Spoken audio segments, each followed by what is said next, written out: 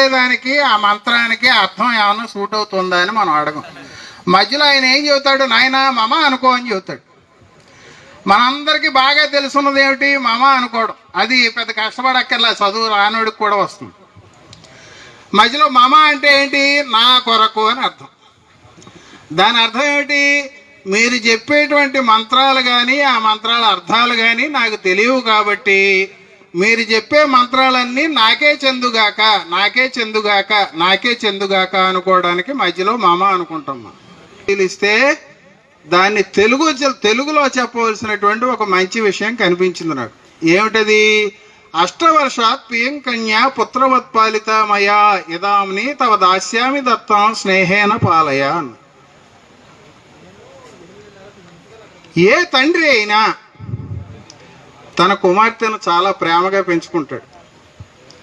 ప్రేమగా పెంచుకున్న కుమార్తెని అప్పటి వరకు ముఖపరిచయం లేనటువంటి ఒక మగాడి చేతిలో పెడతాడు. ఆ మగాడు భవిష్యత్తులో ఈ అమ్మాయిని ఎలా చూసుకుంటాడో అనేటువంటి భయం ప్రతి పెళ్లి కూతురు తల్లిదండ్రుల్లోనూ కూడా అంతర్గతంగా ఉంటుంది.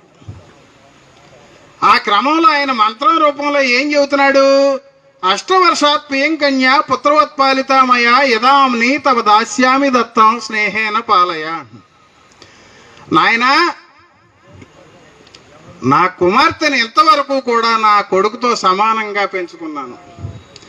అలాంటి కుమార్తెను నీ చేతిలో ఈవేళ పెడుతున్నాను. నేను నా కుమార్తెను భవిష్యత్తులో నువ్వు స్నేహభావంతో ఏలుకుంటావని చెప్పి ఆశిస్తున్నాను అంటాడు అమ్మాయి తండ్రి. ఇది నిజంగా కూడా పెళ్లిలో ఏ అమ్మాయి తండ్రి అయినా కూడా అనుభవించేటువంటి ఆవేదనే.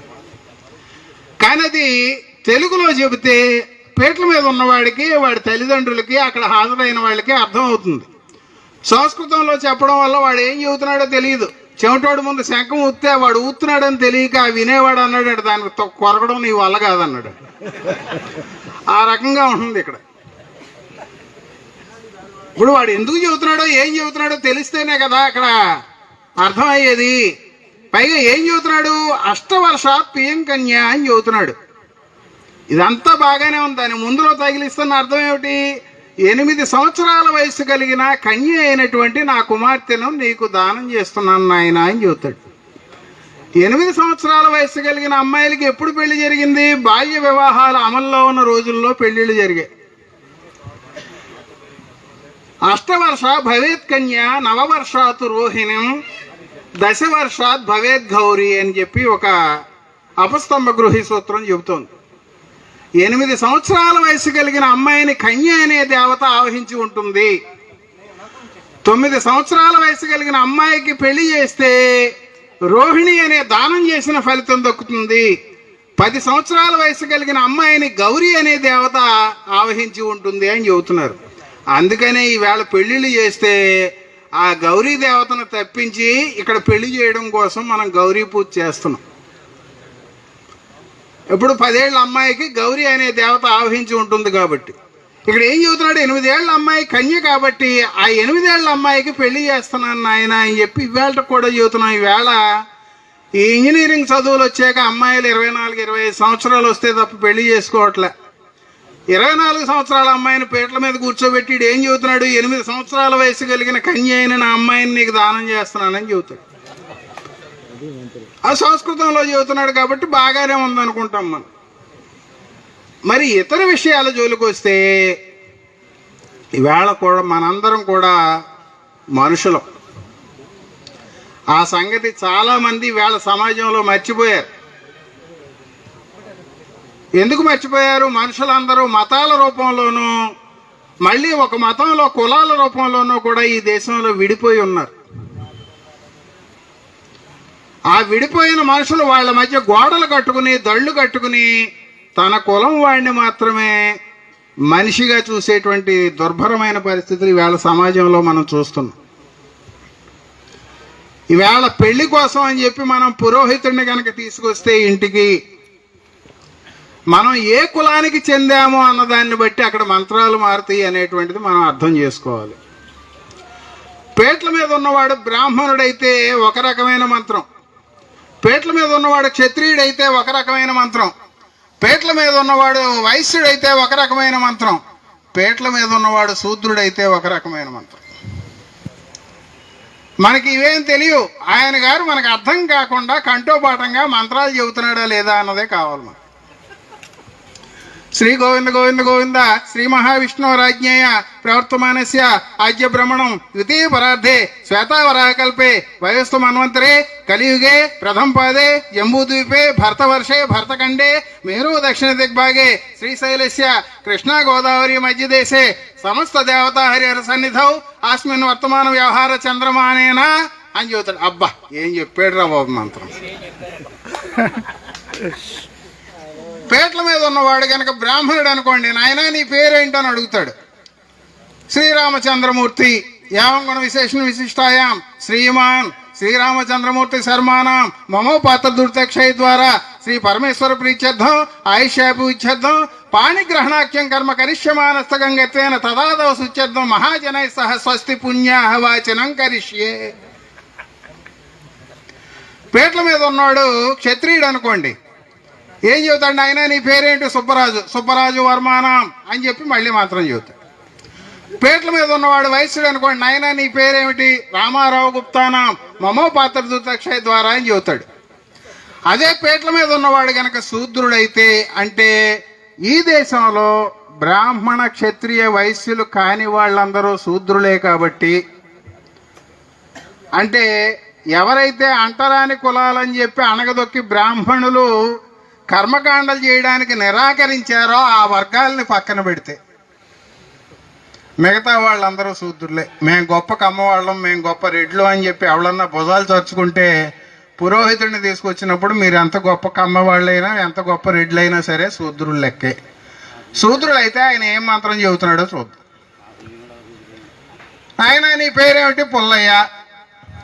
ఏమంటే వాళ్ళందరికీ మంచి పేర్లే చెప్పారు కదా, మాకేంటండి ఇలాంటి పేరు చెబుతున్నారని కొంతమందికి అనుమానం రావచ్చు. మనుధర్మశాస్త్రం చాలా క్లియర్గా ఒక విషయం చెప్పింది. మంగళ్యం బ్రహ్మణస్య క్షత్రియస్య బలాన్వితం శూద్రస్యతు వైశ్యస్య ధన సంయుక్తం శూద్రస్యతు జుగుప్సితం అని చెప్పింది. బ్రాహ్మణుడు మంగళకరమైన పేరు పెట్టుకొనవలెను, క్షత్రియుడు బలసూచకమైన పేరు పెట్టుకొనవలెను, వైశ్యుడు ధనసూచకమైన పేరు పెట్టుకొనవలెను, శూద్రుడు జుగుప్స కలిగించేటువంటి రోత కలిగించేటువంటి పేర్లు పెట్టుకొనవలెను. ఇదేమి మనం పాటించట్లేదు కదా అండి అని చెప్పి కొంతమందికి అనుమానం వస్తుంది. ఈవేళ పుల్లయ్య, వెర్రియ్య, పిచ్చియ్య, నల్లయ్య ఇలాంటి పేర్లు శూద్ర కులాల్లోనే చూడగలం తప్ప అగ్రవర్ణాల్లో మీరు ఎక్కడైనా చూడగలరా? పైగా ఏం చెబుతున్నాడు, నీ పేరేంటి నాయన అంటే పుల్లయ్య అన్నాడు అనుకోండి, ఏం చెబుతున్నాడు, పుల్లయ్య దాసానాం మమో పాత్ర దుర్తక్షయ ద్వారా శ్రీ పరమేశ్వర ప్రీత్యర్థం ఆయుష్యాభిచ్ఛేద్దం పాణిగ్రహణాఖ్యం కర్మ కరిష్యమానస్తకం గతేన తదాదవ సుచ్ఛేద్దం మహాజనై సహ స్వస్తి పుణ్యాహ వాచనం కరిష్యే. బ్రాహ్మణుడికి శ్రీరామచంద్రమూర్తి శర్మానాం అని చెబుతున్నాడు. శర్మానాం అంటే సంతోషంగా జీవించేవాడని అర్థం. క్షత్రియుడికి ఏం చెబుతున్నాడు, సుబ్బరాజు వర్మానాం అంటున్నాడు. వర్మ అంటే కవచం ధరించి భుజబలంతో బతికేవాడని అర్థం. వైశ్యుడికి ఏం చెబుతున్నాడు, ధన సంయుక్తం గుప్తానాం అని చెబుతున్నాడు. గుప్తము అంటే రహస్యమైనది. మనధర్మశాస్త్రం ప్రకారం వ్యాపారం చేసుకునేటువంటి హక్కు ఆయనకు వచ్చింది కాబట్టి వ్యాపారాన్ని రహస్యంగా చేస్తాడు కాబట్టి లాభార్జన కోసం ధనసూచకమైన పేరు గుప్తానాం రహస్యమైనది అని వాళ్ళకి చెప్పాలన్నాడు. ఇక్కడ మిగతా కులాల దగ్గరికి వచ్చేటప్పటికి, శూద్రుల దగ్గరికి వచ్చేటప్పటికి ఏం చెప్పాడు, పుల్లయ్య దాసానాం మమో పాత్ర దుర్తక్షయ ద్వారా అని మంత్రం చెబుతున్నాడు. దాసుడు అంటే దాసీపుత్రుడు, లంచ కొడుకు అని అర్థం. ఏం చెబుతున్నాడు ఇక్కడ మంత్రం రూపంలో, పుల్లయ్య అనబడే లంచ కొడుకునైన నేను నా పాపములన్నీ తీరిపోయిన కారణంగా నా ఆయుష్ పెరగడానికి, దేవుడికి ప్రీతి కలగడానికి మా అమ్మాయి వివాహ కార్యక్రమాన్ని నేను నిర్వహిస్తున్నాను అని చెబుతున్నాడు అక్కడ. ఇదే మంత్రాల్ని తెలుగులో చెబితే మనం ఎవరైనా తట్టుకుని చేయించుకోగలమా? దాసానామని నీకు తగిలించుకో నాకు మానేసంటే ఏ పురోహితుడైనా ఒప్పుకుంటాడేమో, ఒకసారి ప్రయత్నం చేసి చూడండి. వాళ్ళు కూడా చెబుతారు, అబ్బే దాసానాం అంటే భక్తుడనే అర్థం కూడా ఉంది నాయన, ఏం పర్వాలేదు నాయన అంటారు. అదేమి కాదని చెప్పడం కోసమే కవిచాడొప్ప ఒక పద్యం చెప్పాడు. లంజలు రాకుండిన గుడి రంజిల్లదు, ప్రజల మనసు రాజిల్లదు, ఆ లంజలనే అలా సృజించే కంజజుడుల కొందవరపు కవిచోడప్ప అన్నాడు. అంటే గొళ్ళల్లో నిన్నటిదాకా జోగిని వ్యవస్థ పేరు మీద, దేవదాసి వ్యవస్థ పేరు మీద జరిగినటువంటి వ్యభిచారం అంతా కూడా దేవుడి పేరు మీద జరిగితే అక్కడ గొళ్ళల్లో వ్యభిచారం ద్వారా పుట్టిన వాళ్ళని లంజ కొడుకులు అన్నారు. అందుకనే వీళ్ళని ఎలా పిలిచినప్పుడు అంబేద్కర్ గాంధీతో ఒకసారి ఘర్షణ పడ్డాడు. ఏమని? గాంధీ గారు అంటరాని కులాల వాళ్ళని హరిజనులు అని పిలిచాడు. ఇవాళ కూడా పల్లెటూరులో అక్కడక్కడ వాడుకలో ఉంది. మమ్మల్ని హరిజనులని పిలవడానికి వీల్లేదు అన్నాడు అంబేద్కర్. ఎందుకు వీల్లేదయ్యా అని అడిగారు. హరిజనులు అంటే దేవునికి పుట్టిన బిడ్డలు అని అర్థం. దేవునికి పుట్టిన బిడ్డలు అంటే దేవుడికి పెళ్లి చేయగా వాళ్లతో ఊళ్ళో వాళ్ళు పోయి వ్యభిచారం చేస్తే వాళ్ళకి పుట్టిన పిల్లలే దేవుని బిడ్డలు. కాబట్టి మమ్మల్ని అలా పిలవడానికి వీల్లేదు, మేము నీకు శత్రుజనులం కాబట్టి, అంటే వైరిజనులం కాబట్టి మమ్మల్ని నువ్వు హరిజనులని పిలుస్తున్నావు అని చెప్పి అంబేద్కర్ ఘర్షణ పడితే కేంద్ర ప్రభుత్వం హరిజన పదాన్ని నిషేధించింది. ఇకపోతే నేను లోతులకు పోను. కాకపోతే చాలామంది పెళ్ళి అంటే ముహూర్తం అనే ఒక లెక్కలో ఉంటూ ఉంటారు. ముహూర్తం అనేది జీలకర్ర బెల్లం పెడతారు, మంగళసూత్రం కట్టడం కాదు. ఆ కార్యక్రమాలు జీలకర్ర బెల్లం దగ్గర నుంచి, మంగళసూత్ర ధారణ దగ్గర నుంచి, సప్తపది దగ్గర నుంచి, తలంబ్రాల దగ్గర నుంచి ఏ కార్యక్రమం చూసినా వాటిలో శాస్త్రీయత ఎక్కడా లేదు. అవన్నీ చర్చించుకుంటే ఈవేళ మనకు టైం సరిపోదు. కాబట్టి మనం వివిధ రకాల పెళ్ళిళ్ళని, చట్టాలని పరిశీలించుకోవాలి. కాబట్టి హిందూ వివాహ చట్టం దగ్గరికి వస్తే, హిందూ వివాహ చట్ట ప్రకారం యాక్చువల్గా చట్టాన్ని యాజిటీజ్గా ఇంప్లిమెంట్ చేస్తే మేనరికాలను చేసుకోవడానికి అవకాశం లేదు. కానీ చట్టాలు తయారు చేసేటప్పుడు కూడా ఆయా మతస్థుల్లో, ఆయా ప్రాంతాల్లో, ఆయా ఆచారాలను బట్టి, సంప్రదాయాలను బట్టి ఏ సంప్రదాయం కొనసాగుతుందో ఆ సంప్రదాయం కొనసాగించడానికి చట్టం అడ్డంకి కాదు అని చెప్పి అక్కడ దాంట్లో ప్రకటించారు. దానివల్ల చట్ట ప్రకారం అక్క కూతుర్ని చేసుకోవడానికి వీలు లేకపోయినప్పటికీ కూడా ఈవేళ అక్క కూతుర్ని చేసుకునేటువంటి వెసులుబాటు మన దగ్గర ఉంది. కానీ చిత్రం ఏమిటంటే ఈ సంబంధాలను కనుక మనం పరిశీలిస్తే అసలు ఈ రకమైన సంబంధాలు మనం చేసుకోవచ్చా అనేటువంటి ప్రశ్న మనకు వస్తుంది. ఏమిటది? ఈవేళ ఒక అక్క కూతుర్ని తమ్ముడు చేసుకోవడానికి అవకాశం ఉంది. ఏమిటది? మేనకోళ్ళని పెళ్లి చేసుకునేటువంటి అవకాశం. ఈవేళ ఒక అన్న కొడుక్కి చెల్లెల కూతురికి కూడా పెళ్లి చేసుకునేటువంటి అవకాశం. అక్క కూతుర్ని పెళ్లి చేసుకుంటే తమ్ముడు ఏమవుతున్నాడు? మొగుడవుతున్నాడు. అదే అక్క కూతుర్ని చేసుకోకుండా అన్న చెల్లెలు పరస్పరం పిల్లలు మార్చుకుంటే ఈ మేనమామ ఏమవుతాడు? మామ అవుతాడు. అక్కడ అంటే ఒక వరుసలో భర్త, ఇంకో వరుసలో పిల్లల్ని చేసుకుంటే ఇతను చేసుకోకుండా అక్కడ మామగారు అవుతాడు. అంటే భర్త వరుస, మామగారు వరుస కూడా ఒకే రీతిలో ఉండేటువంటి సంబంధాలని వేళ మనం ఆచారం పేరుతో నిర్వహిస్తున్నాం. వెళ్ళకపోయినా సాంప్రదాయం అన్న కారణంతో చట్టం ఆమోదించింది. ఇకపోతే క్రైస్తవ వివాహాలు ఉన్నాయి. వివాహం అన్ని విషయముల్లోనూ ఘనమైనది. హెబ్రీయులకు రాసిన పత్రిక 13వ అధ్యాయం 4వ వచనం అని నెత్తి మీద రాస్తారు. అబ్బో మనం అందరం ఏమనుకుంటాం? అబ్బో వివాహం ఘనమైందని బైబిల్ చెప్పింది కాబోలు అనుకుంటాం. హెబ్రీయులు 13:4 ఒకసారి ఇంటికి వెళ్ళి బైబిల్ ఉంటే చదవండి ఏం చెబుతుందో. వివాహం అన్ని విషయముల్లోనూ ఘనమైనది గాను, పానుపు నిష్కల్మషమైనది గాను ఉండవలెను. వ్యభిచారులకును, వేశ్యాసంగులకును దేవుడు తీర్పు తీర్చును అని చెబుతోంది. ఒకవేళ నిజంగా అలా చెబుతోందేమో అని పరీక్షగా చూస్తే ఏం చెబుతోంది అక్కడ? పానుపు నిష్కల్మషమైనది గాను ఉండవలెను, వ్యభిచారులకును, వేశ్యాసంగులకును దేవుడు తీర్పు తీర్చును. ఇది ప్రొటెస్టెంట్ బైబిల్లో. మళ్ళీ కేథలిక్ బైబిల్లోకి వెళ్తే వాళ్ళు ఏం చెబుతున్నారు? వివాహము అందరి చేతను గౌరవింపబడవలెను అని చెబుతాం. అంటే ప్రొటెస్టెంట్ బైబిల్ ట్రాన్స్లేషన్కి కేథలిక్ బైబిల్ ట్రాన్స్లేషన్కి చాలా తేడా ఉంది. అసలు నిజంగా బైబిల్ వివాహం ఘనమైందని చెప్పిందా? చెప్పలే. ఏం చెప్పింది? కొరింథీయులకు రాసిన పత్రిక మొదటి పత్రిక 7వ అధ్యాయం 1వ వచనం పురుషుడు స్త్రీని ముట్టకుండుట మేలు అని చెప్పింది. ఇంకేం చెప్పింది లేవీకాండం? స్త్రీ పురుషులు ఎరువురు ఏకశయ్యాగతులై వీర్యస్ఖలనమైనచో ఆ వీర్యము ఏ బట్ట మీదను ఏ తోలు మీదను పడినో ఆ బట్టయు ఆ తోలును ఉదకబడి వారి ఇరువురు సాయంకాలం వరకు అపవిత్రులై ఉందురు అని చెప్పింది. కీర్తనల గ్రంథం 51వ అధ్యాయం 3వ వచనం ఏం చెబుతోంది? నా తల్లి పాపములోనే నన్ను గర్భమున ధరించినది, నేను పాపములోనే పుట్టాను అని చెబుతుంది. అదే కొరింథీయులకు రాసిన మొదటి పత్రిక 7వ అధ్యాయం 34వ వచనం దగ్గరికి వెళ్తే ఏం చెబుతోంది? ఒకడు తన కుమార్తెకు పెళ్లి చేయనవసరం లేదని గ్రహించి అట్లు పెళ్లి చేయకుండా ఆమెను ఉంచిన చోతడు బావుగా ప్రవర్తించుతున్నాడు అని చెప్పి.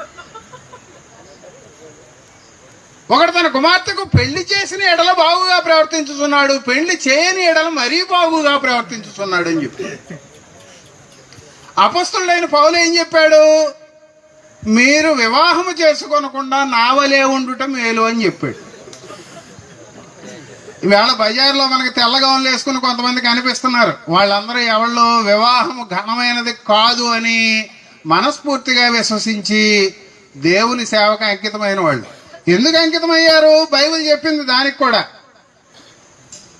ఒకరు వివాహము చేసుకుని ఎల్లా తన భర్తను ఎట్లు సంతృప్తిపరిచదనా అని ఆలోచించను, కానీ వివాహము చేసుకొనని ఎడల దేవుని ఎట్లు సంతృప్తిపరిచదనా అని ఆలోచిందరు. కావున వివాహము చేసుకొనకుండుట మేలు అని చెప్పింది.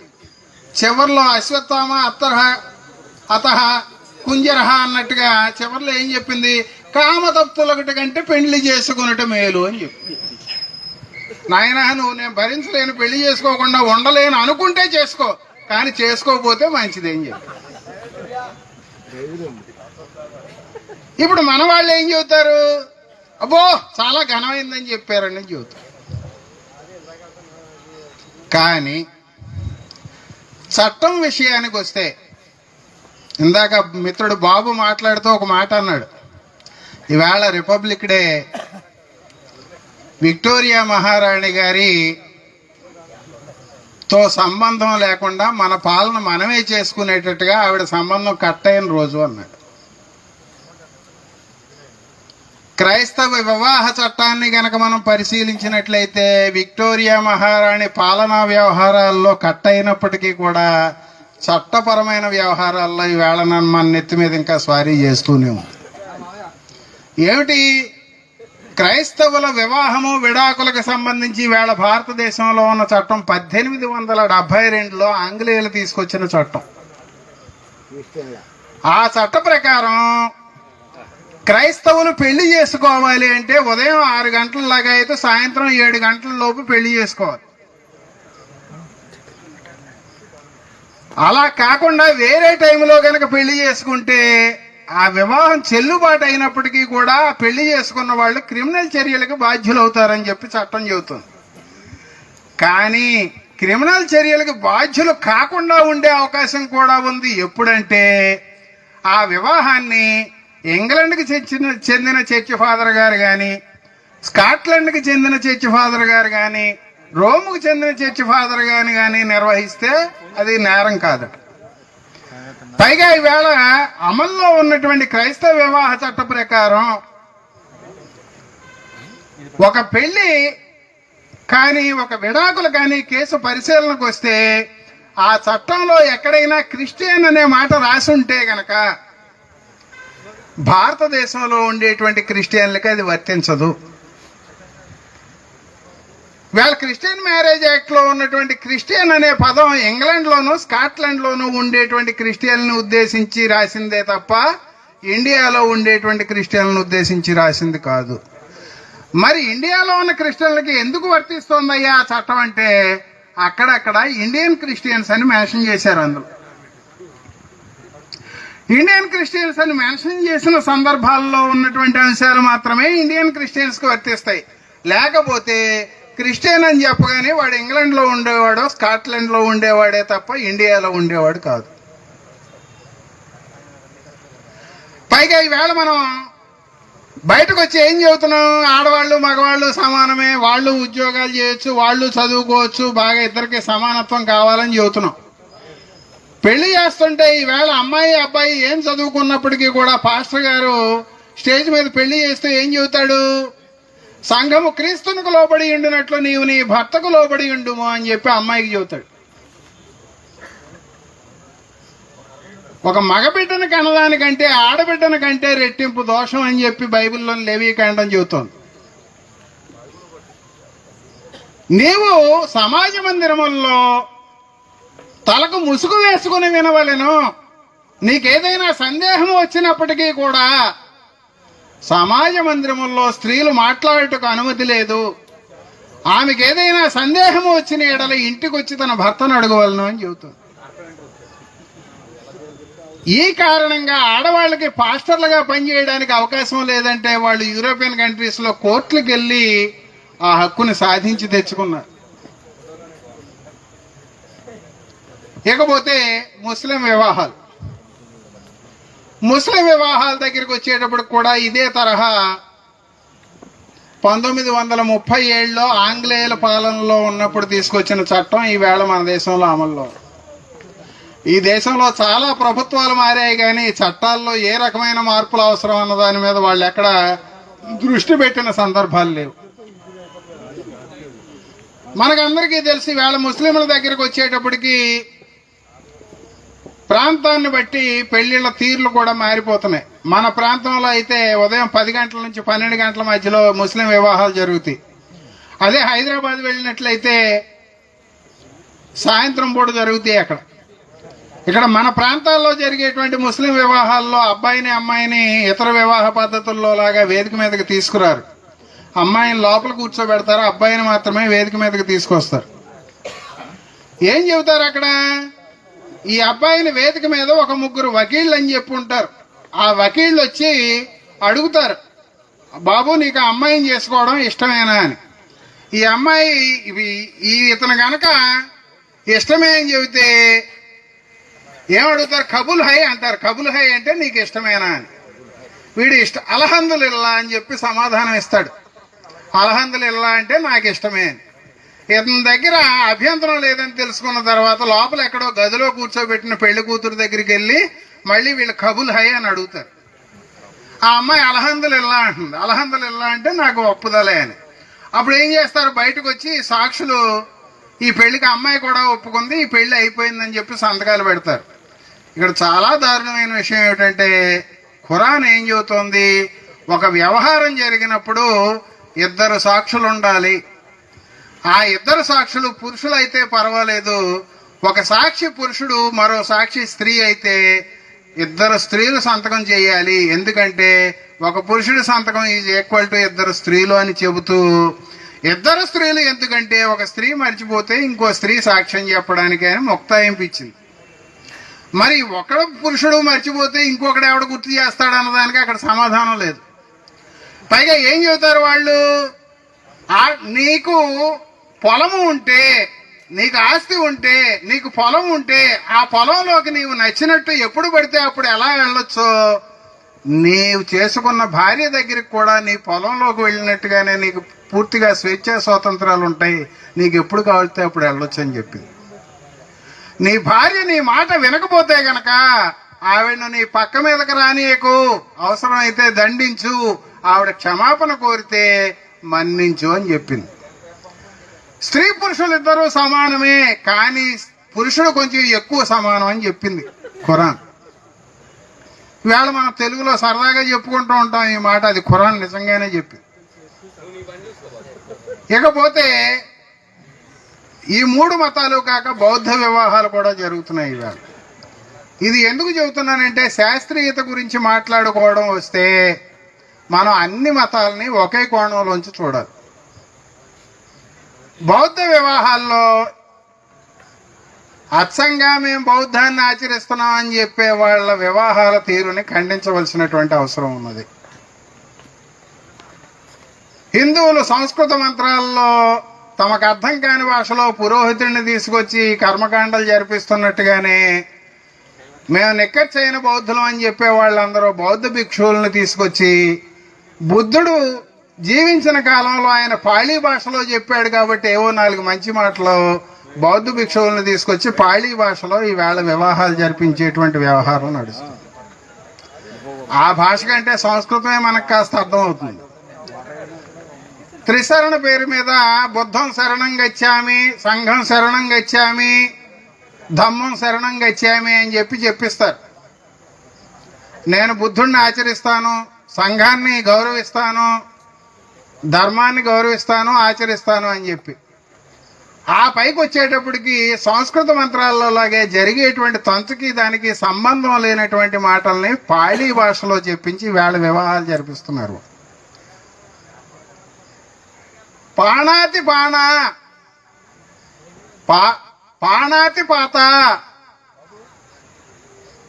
ధర్మవేక్షం సమాధియామి, దానిమ్మ దాన, ధర్మవేక్యం సమాధియామి. ఈ రకంగా వాళ్ళు పాళీ భాషలో చెప్పుకుంటూ దానికి అర్థాలు ఏమిటి? నేను జీవహింస చేయను, నేను దొంగతనం చేయను, ఇలాంటివన్నీ పెళ్లి మంత్రాల్లో భాగంగా చెప్పిస్తున్నారు. మరి ఇతర వివాహాల జోలికి వచ్చేటప్పుడు కూడా మనం ఇదే తరహాలో అది శాస్త్రీయత ఏ మేరకు ఉంది? ఈవేళ మారినటువంటి సమాజంలో మనం సమాజంలో వచ్చిన మార్పుకు అనుగుణంగా మనకు అర్థమయ్యేటువంటి భాషలో చట్ట ప్రకారం ఈ పెళ్లిళ్ళు చేసుకోవాల్సినటువంటి అవసరం ఉన్నదా లేదా? మనకు అర్థం కాని భాషలో ఉన్నదాన్ని తెలుగులో చెప్పుకున్నప్పుడు మనకు అవసరమైన రీతిలో వాటిని మార్చుకుని ఏ విషయాలైతే పేట్ల మీద ఉన్న వాళ్ళకి అర్థం కావాలో వాళ్ళకి అర్థమయ్యేటువంటి భాషలో చెప్పుకోవాల్సిన అవసరం ఉందా లేదా? ఈ రకంగా ఆలోచించి పెళ్లిళ్ళు జరుపుకునేటువంటి క్రమంలో మనబోటి వాళ్ళకి అందుబాటులోకి వచ్చిందే ప్రత్యేక వివాహ చట్టం. ఇది పూర్తిగా లౌకికవాద భావనతో ఏ మతానికి చెందిన వాళ్ళైనా ఏ మతానికి చెందని వాళ్ళైనా సరే పెళ్లి చేసుకోవడానికి ప్రభుత్వం ఏర్పాటు చేసినటువంటి చట్టం ప్రత్యేక వివాహ చట్టం. ఈ ప్రత్యేక వివాహ చట్టం ప్రకారం ఎవరైనా పెళ్లి చేసుకోదలుచుకుంటే ఏ మతాచారాన్ని కూడా పాటించనవసరం లేకుండా లౌకికవాద దృక్పథంతో తమకు నచ్చిన చోట పెళ్లి చేసుకునేటువంటి వెసులుబాటు ఉంటుంది. దీని ప్రకారం మనం స్థానికంగా ఉండేటువంటి రిజిస్ట్రార్ ఆఫీసులో అమ్మాయి నివాస ప్రాంతంలో కానీ అబ్బాయి నివాస ప్రాంతంలో కానీ రిజిస్ట్రార్ ఆఫీసులో అబ్బాయి ఫోటోలు, అమ్మాయి ఫోటోలు, అబ్బాయి ఏజ్ ప్రూఫ్, అమ్మాయి ఏజ్ ప్రూఫ్ కలిపి జత చేసి మనం స్థానిక రిజిస్ట్రార్ ఆఫీసులో కనుక అప్లై చేస్తే మనం అప్లై చేసిన తర్వాత వాళ్ళు నోటీస్ బోర్డులో పెడతారు. ఆ నోటీస్ బోర్డులో పెట్టిన తర్వాత 30 రోజుల అనంతరం 90 రోజుల లోపు మనం గనక మ్యారేజ్ చేసుకుంటే ఏ మత పద్ధతిని కూడా పాటించిన అవసరం లేకుండా చేసుకునేటువంటి వెసులుబాటు ఉంది. ఫీజు కడితే రిజిస్ట్రార్ కూడా వివాహ వేదిక దగ్గరకు వచ్చి ఆ వివాహాన్ని రిజిస్టర్ చేసేటువంటి వెసులుబాటు కూడా ఉంది. కేవలం 25-30 రూపాయలు మాత్రమే ఫీజు అవుతుంది. మరి ఈ రకంగా మనం మాకు మతాల్లో నమ్మకం లేదు, దాంట్లో నమ్మకం లేదని చెప్పేటువంటి మానవవాదులు, హేతువాదులు, భౌతికవాదులు, నాస్తికులు అందరూ కూడా స్పెషల్ మ్యారేజ్ యాక్ట్ 1954 ప్రకారం స్థానికంగా ఉండేటువంటి రిజిస్ట్రార్ ఆఫీసులో నోటీస్ ఇచ్చి పెళ్లి చేసుకుంటే మీరు మ్యారేజ్ సర్టిఫికెట్ కూడా స్పెషల్ మ్యారేజ్ యాక్ట్ కిందే తీసుకోవచ్చు. మీరు ఈ రకంగా నోటీస్ ఇవ్వకుండా పెళ్లి చేసుకుని రిజిస్ట్రార్ ఆఫీస్కి వెళితే వాళ్ళు హిందూ వివాహ పద్ధతిలోనే రిజిస్టర్ చేస్తాం, మీరు నోటీస్ ఇవ్వలేదు కదా అని అడిగితే సప్తపది అగ్నిహోత్రం జరిగిందని మనం తప్పుడు స్టేట్మెంట్ ఇవ్వాల్సినటువంటి అవసరం వస్తుంది. ఇవేమీ రాకుండా చట్ట ప్రకారం చెల్లుబాటు అయ్యేలాగా స్పెషల్ మ్యారేజ్ యాక్ట్ను ఉపయోగించుకుని మన ఉద్యమాల్లో పనిచేసేటువంటి వాళ్ళు పెళ్లి చేసుకున్నా, వాళ్ళ పిల్లలకు పెళ్లి చేసుకున్నా చట్టపరమైనటువంటి వెసులుబాటుతో పెళ్లి చేసుకోవాలని మరి పూర్తిగా డిస్కస్ చేయడం చెప్పి భావిస్తూ నాకు ఈ అవకాశం ఇచ్చిన మీ అందరి దగ్గర ధన్యవాదాలతో సెలవు తీసుకుంటున్నాను.